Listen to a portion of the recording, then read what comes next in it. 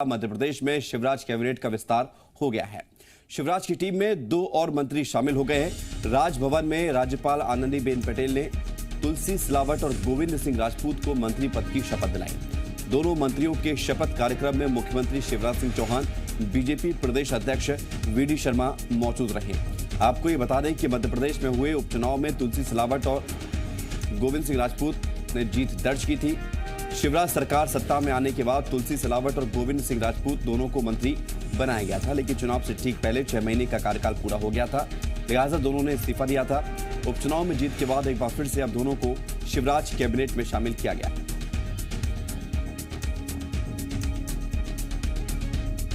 नहीं होता है क्या कुछ प्राथमिकता रहने कोई मध्य प्रदेश के ओजस्वी मुख्यमंत्री शिवराज जी के नेतृत्व में जो एक संकल्प है उनका, मध्य प्रदेश की बुनियाद, मध्य प्रदेश की विकास और प्रगति जो हमारा अन्नदाता है उसकी उन्नति हो, ये मुख्यमंत्री जी के विशेषाधिकार है।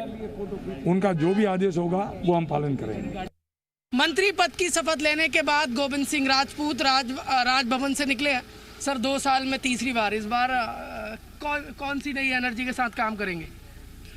देखिए, अनुभव हमारे पास 2.5 साल का अनुभव है और तीसरी बार शपथ जो ली है, मैंने पहले कहा कि खुशियों की नहीं जिम्मेदारियों की शपथ है और जिम्मेदारी में पूरे तरीके से निभा सकूं, ये मेरी कोशिश रहेगी। विभाग को लेकर, क्योंकि विभाग मुख्यमंत्री अधिकार क्षेत्र का मामला है, मेरा अधिकार क्षेत्र का मामला नहीं है, पर मैंने हर विभाग में अच्छे से और ईमानदारी से काम किया है और मुख्यमंत्री जी, सरकार और पार्टी इस बात को समझती है। कांग्रेस कह रही है कि सिंधिया जी के दबाव में, सिंधिया जी रिमोट की तरह शिवराज सरकार को चला रहे हैं।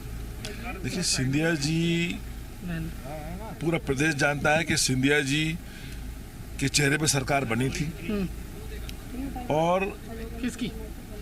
कांग्रेस पार्टी की सरकार। और कांग्रेस पार्टी की सरकार अगर सिंधिया जी की जिम्मेदारियों को, सिंधिया जी की मेहनत को और सिंधिया जी की प्रदेश के प्रति जो सोच रहती है विकास की, उसको पहचान जाती, शायद कांग्रेस की आज दुर्गति ना होती। आज कांग्रेस की जो हालत है उसके लिए कांग्रेस स्वयं जिम्मेदार है और कांग्रेस के वरिष्ठ नेता जिम्मेदार है। कांग्रेस की जो प्रदेश में हालत है उसके लिए कांग्रेस पार्टी खुद जिम्मेदार है, क्योंकि उन्होंने ज्योतिरादित्य सिंधिया की मेहनत नहीं समझी, ये कहना है गोविंद सिंह राजपूत का। राजभवन से निकले हैं, मंत्री पद की शपथ ली और कहा है कि अब एक नई जिम्मेदारी और नई एनर्जी के साथ काम करूंगा। कैमरामैन कैलाश मालवीय के साथ प्रमोद शर्मा, जी मीडिया, भोपाल। शिवराज मंत्रिमंडल विस्तार पर मंत्री विश्वास सारंग ने खुशी जताते हुए कहा कि दोनों ही बीजेपी के कार्यकर्ता हैं। मंत्री पद के दावेदारों की चुनौती पर उन्होंने कहा कि पार्टी के लिए कोई चुनौती नहीं है। कांग्रेस के आरोपों पर उन्होंने कोई भी टिप्पणी करने से इनकार कर दिया। मुझे नहीं मालूम, आपके पास कोई लिस्ट हो तो मुझे उपलब्ध कराइए। और वैसे ये माननीय मुख्यमंत्री जी का विशेषाधिकार है और दोनों मंत्री जो बने हैं, तुलसी राम सिलावट जी और गोविंद राजपूत जी को बहुत बधाई। इसमें सर विंध्याचल डिमांड कर रहा था, ग्वालियर से भी डिमांड आई। मुझे नहीं मालूम, आपको कोई डिमांड पत्र मिला हो तो मुझे उपलब्ध कराइए। बाकायदा बयान देकर ये बातें कही, मुझे उसकी जानकारी नहीं है। मंत्रिपद की शपथ लेने के बाद तुलसी सिलावट ने कहा कि अन्नदाता, मातृशक्ति और सभी वर्गों के कल्याण के लिए काम करेंगे। उन्होंने कहा कि ये शिव ज्योति की यात्रा एमपी में नया संकल्प, नई उन्नति, नया विश्वास लाएगी। समाज की आत्मा, आदिवासी, दलित, शोषित, इन सबको लेकर सम्मानीय मुख्यमंत्री शिवराज जी के नेतृत्व में जो एक नई कल्पना आई है, शिव और ज्योति की यात्रा, एक मध्य प्रदेश में नया संकल्प, नया विश्वास, नई प्रगति, नई उन्नति। क्योंकि आप जानते हैं हमारा मध्य प्रदेश, पूरा राष्ट्र नहीं, पूरा विश्व इस संकट, इस महामारी कोरोना वायरस से है। उसके बाद भी सम्मानीय मुख्यमंत्री जी के नेतृत्व में विकास और प्रगति कोई रुक नहीं रही। शिवराज सरकार के मंत्रिमंडल विस्तार में सिर्फ 2 लोगों को जगह मिली। ऐसे में अब मंत्री पद के दावेदारों का दर्द छलकने लगा है।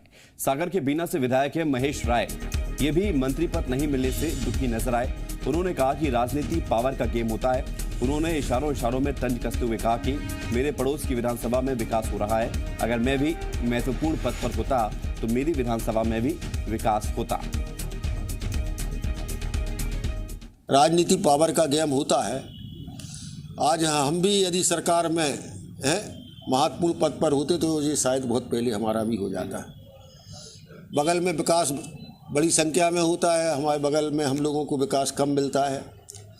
विधायकों की संख्या कम होती है, मंत्रियों की है कम होती है, विधायकों की संख्या है, उस अनुपात से हमें उतना ही बजट मिल पाता है। सिंधिया समर्थक गोविंद सिंह राजपूत और तुलसी सिलावट को राज्यपाल आनंदीबेन पटेल ने राजभवन में मंत्री पद की शपथ दिलाई। दोनों विधायकों के मंत्री बनने पर पूर्व मंत्री और कांग्रेस नेता पीसी शर्मा ने ट्वीट कर शुभकामनाएं देने के साथ साथ तंज भी कसा। ट्वीट करते हुए लिखा कि मध्य प्रदेश सरकार में सिंधिया के कोटे से 2 विधायकों को मंत्री पद की शपथ ग्रहण करने के लिए शुभकामनाएं और भाजपा के कर्मठ वरिष्ठ नेताओं और विधायकों के लिए दया और सहानुभूति व्यक्त करता हूं। हरिओम।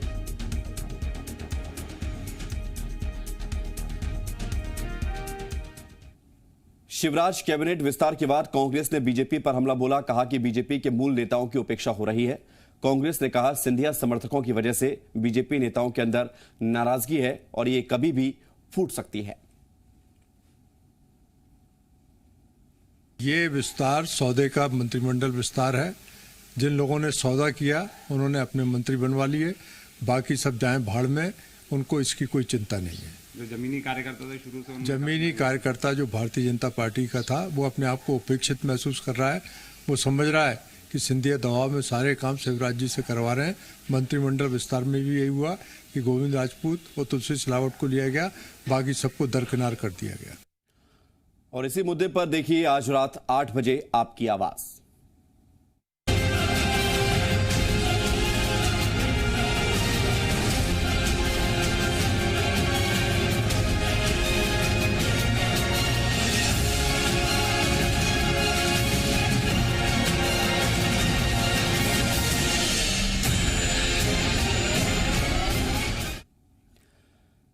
राजभवन में आज मध्य प्रदेश उच्च न्यायालय के नवनियुक्त मुख्य न्यायाधीश का शपथ ग्रहण समारोह आयोजित किया गया।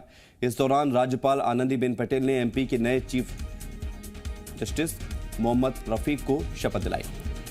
चीफ जस्टिस के शपथ ग्रहण समारोह में चुनिंदा 150 लोगों को ही आमंत्रित किया गया था।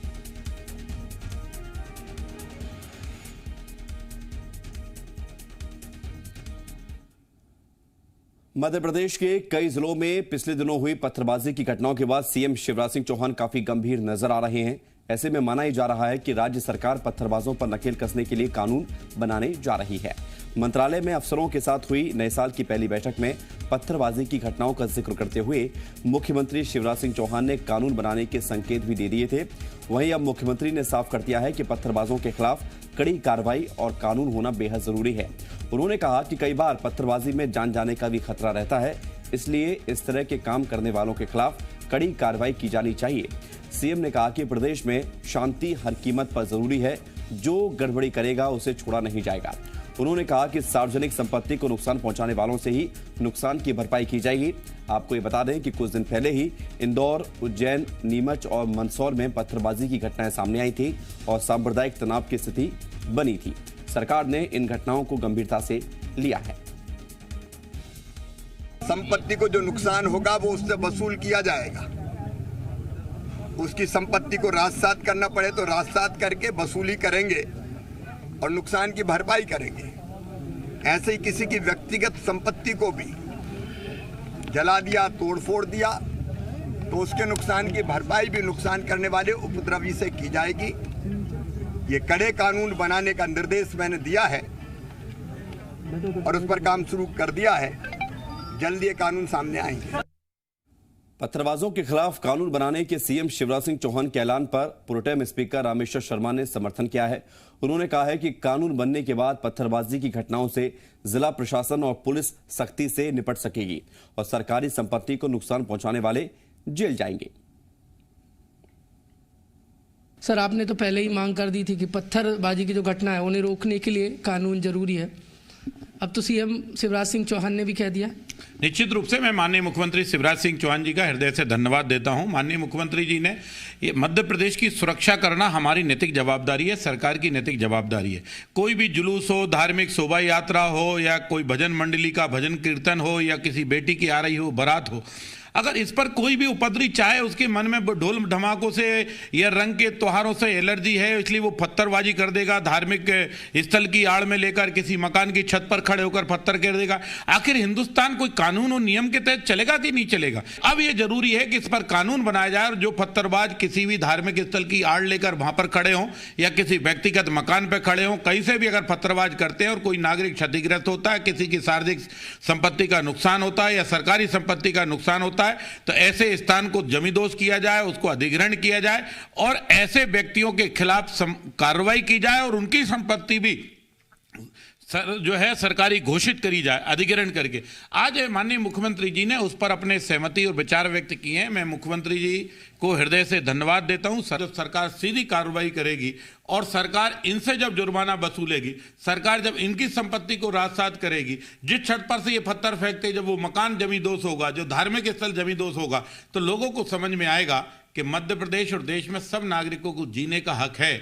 अपनी बेटी पे शादी में ढोल बजाने का उनको भी हक अधिकार है, जय श्री राम के नारे लगाने को उनको भी हक अधिकार है और ये हक अधिकार कोई नहीं छीनेगा। ये शिवराज जी की सरकार ने आज सुनिश्चित कर दिया है। क्या प्लान है सर, कब तक ये कानून बना लेंगे? क्या ड्राफ्ट किस तरीके से बनाने जा रहे हैं? ये तो माननीय मुख्यमंत्री जी और उनकी सरकार बनाएगी, लेकिन आज मुख्यमंत्री जी ने इस पर सहमति दी है कि हमने कानून बनाने के लिए आदेश कर दिया है। मैं इसके लिए माननीय मुख्यमंत्री शिवराज सिंह चौहान जी को हृदय से बारंबार प्रदेश की जनता की ओर से बधाई देता हूं और उन पीड़ित परिवारों की ओर से बधाई देता हूं जो यार जल्द कानून बनेगा और वो भी जेल में होंगे जिनने पत्थर फेंके, उनके मकान भी टूटेंगे जिन छतों से पत्थर फेंके। पत्थरबाजी की घटनाओं को रोकने के लिए मध्य प्रदेश सरकार जल्द से कानून बनाएगी और जो पत्थरबाजी की घटनाएं हो रही हैं, जो शासकीय संपत्ति को क्षति पहुंचाते हैं, वो जेल में इस कानून बनने के बाद जाएंगे। कैमरामैन लवनीत सैनी के साथ प्रमोद शर्मा, जी मीडिया, भोपाल। उधर कांग्रेस का कहना है कि पहले से ही पत्थरबाजी की घटनाओं को लेकर पर्याप्त कानून है, अलग से कानून की कोई जरूरत नहीं है। अपराध के खिलाफ जो कानून है वो भी कम नहीं है अभी भी। अगर जरूरत समझ में आती है सरकार को, अगर लगता है कि कानून बनाने से अपराध रुक जाएंगे तो बनाए। बाकी पर्याप्त है कानून तो पर्याप्त। जितनी धाराएं हैं अभी वही जनता नहीं जानती है। अभी हमारे देश की जनता अपने अधिकार नहीं जानती। इस देश का दुर्भाग्य है कि संविधान की बात करने वाले लोग समाज में अछूते हो जाते हैं। भोपाल में प्रशासन ने कुख्यात बदमाश फैजान के अवैध निर्माण पर बुलडोजर चलाया, जिससे लोगों में फैजान की दहशत कम हो सके। प्रशासन और निगम की टीम ने एकता नगर में छोला रोड पर स्थित उनके 3 मंजिला मकान को गिरा दिया। फैजान पर 16 साल की उम्र में ही हत्या करने का आरोप लगा है। उसके ऊपर हत्या, रेप, मारपीट, शराब तस्करी के कुल 28 मामले दर्ज हैं। आरोपी को कई बार जिला बदर किया गया है और रासुका के तहत भी कार्रवाई की गई, लेकिन इसके बावजूद वो सुधरा नहीं और आसपास के इलाकों में आतंक का पर्याय बना हुआ है।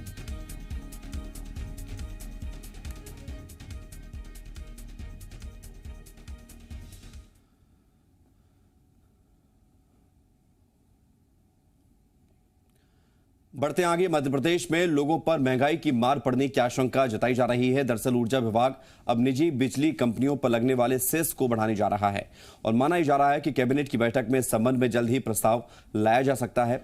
फिलहाल प्रदेश में करीब 25 बड़े और लगभग 6 छोटे विद्युत उत्पादक हैं, जिनसे 15 पैसे प्रति यूनिट की दर से सेस वसूला जाता है। इसे बढ़ाकर 20 पैसे प्रति यूनिट किया जा रहा है।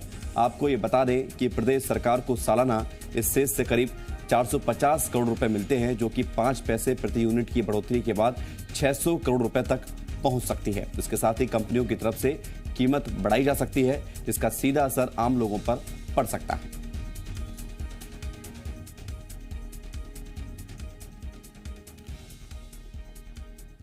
ग्वालियर में 15 जनवरी से 27 फरवरी तक राम मंदिर निधि समर्पण अभियान चलाया जाएगा। इस अभियान के तहत ग्वालियर के 1278 मोहल्ले, 613 गांवों के 15 लाख लोगों तक श्री राम जन्मभूमि तीर्थ क्षेत्र के कार्यकर्ता पहुंचेंगे। इस दौरान 10, 100 और 1000 रुपए के टोकन जारी किए जाएंगे, जिनके जरिए धनराशि इकट्ठा की जाएगी, जबकि 20,000 से ऊपर की राशि सिर्फ चेक के जरिए ही ली जाएगी। श्री राम जन्मभूमि तीर्थ क्षेत्र के प्रांत अभियान प्रमुख राजेश तिवारी ने कहा, जो राम को भगवान नहीं महापुरुष मानते हैं, उनसे भी संपर्क करेंगे।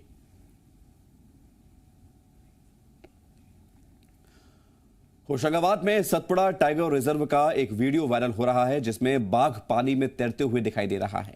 प्रदेश के मुख्यमंत्री शिवराज सिंह चौहान ने इस वीडियो को ट्वीट किया है और लिखा है कि सतपुड़ा के जंगल बुला रहे हैं, आइए और मध्य प्रदेश में बहुत सारे दिन गुजारिए। तो पानी में तैरता हुआ बाघ का ये वीडियो जिसे मुख्यमंत्री शिवराज सिंह चौहान ने ट्वीट किया है और लोगों से कहा है कि आइए मध्य प्रदेश और यहाँ पर कुछ दिन तो गुजारिए।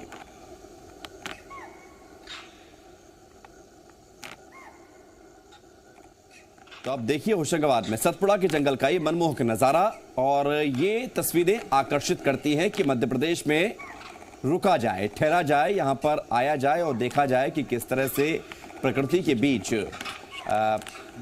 लोग यहाँ पर रहने आते हैं तो उन्हें वो एहसास होता है। ये बाघ टाइगर स्टेट मध्य प्रदेश जहाँ पर बाघ रहते हैं, पहचान भी मध्य प्रदेश की उससे है। और आप देखिए ये नज़ारा बेहद खूबसूरत, बाघ पानी में चहलकदमी करता हुआ तैरता हुआ नजर आ रहा है। और इसी वीडियो को मुख्यमंत्री शिवराज सिंह चौहान ने ट्वीट किया है और लिखा है कि सतपुड़ा के जंगल बुला रहे हैं, आइए और मध्य प्रदेश में बहुत सारे दिन गुजारिए। तो मध्य प्रदेश के जंगल बाघों से गुलजार हैं जो पर्यटकों को अपनी तरफ आकर्षित करते हैं। चलिए आपको 3 तस्वीरें दिखाते हैं। पहली तस्वीर होशंगाबाद के सतपुड़ा जंगल की अभी हमने आपको दिखाई ही, जहां पर बाघ पानी में तैरते हुए कैमरे में कैद हुआ। सीएम शिवराज सिंह चौहान ने खुद इस वीडियो को ट्वीट किया। दूसरी तस्वीर भी होशंगाबाद की है जहां बाघ की चहलकदमी करते हुए तस्वीरें कैमरे में कैद हुई हैं।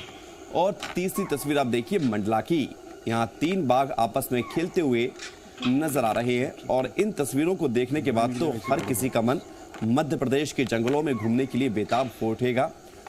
तो आप मध्य प्रदेश के यदि इन जंगलों में नहीं गए तो आप मध्य प्रदेश को ठीक से पहचानते भी नहीं हैं। इसलिए कोशिश करिए, वक्त निकालिए, इन जंगलों में जाइए और टाइगर स्टेट मध्य प्रदेश के दीदार कीजिए।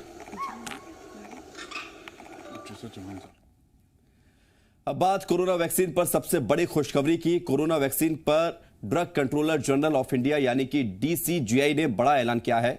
डीसीजीआई ने सीरम इंस्टीट्यूट की वैक्सीन कोविशील्ड और भारत बायोटेक की वैक्सीन कोवैक्सीन को इमरजेंसी इस्तेमाल की मंजूरी दे दी है और अब ये वैक्सीन देश में आम लोगों को लगाई जा सकेगी। इससे पहले सेक ने 1 जनवरी को कोविशील्ड और 2 जनवरी को कोवैक्सीन के इमरजेंसी इस्तेमाल की अनुमति देने की सिफारिश डीसीजीआई से की थी, जिसके बाद डीसीजीआई ने आज इस पर मुहर लगा दी है।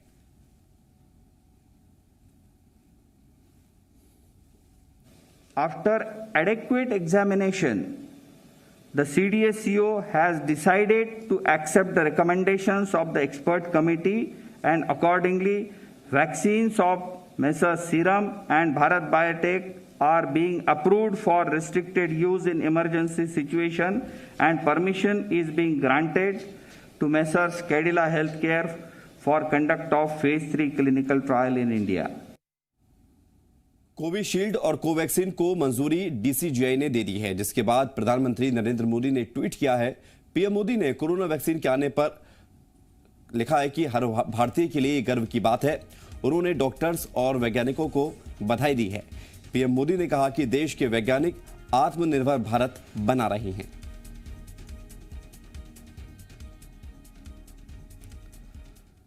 मध्य प्रदेश में कोरोना को लेकर एक बड़ी खबर है। प्रदेश में राजधानी भोपाल को छोड़कर सभी कोविड केयर सेंटर्स को बंद करने की घोषणा जारी कर दी गई है। स्वास्थ्य विभाग ने इस संबंध में आदेश जारी किए हैं। आदेश के मुताबिक माइनर लक्षण वाले या फिर संभावित पॉजिटिव मरीजों के लिए बनाए गए कोविड सेंटर्स को बंद कर दिया जाएगा। कोविड केयर सेंटर्स के लिए अब बजट जारी नहीं किया जाएगा। हालांकि राजधानी भोपाल में बने कोविड केयर सेंटर्स चलते रहेंगे।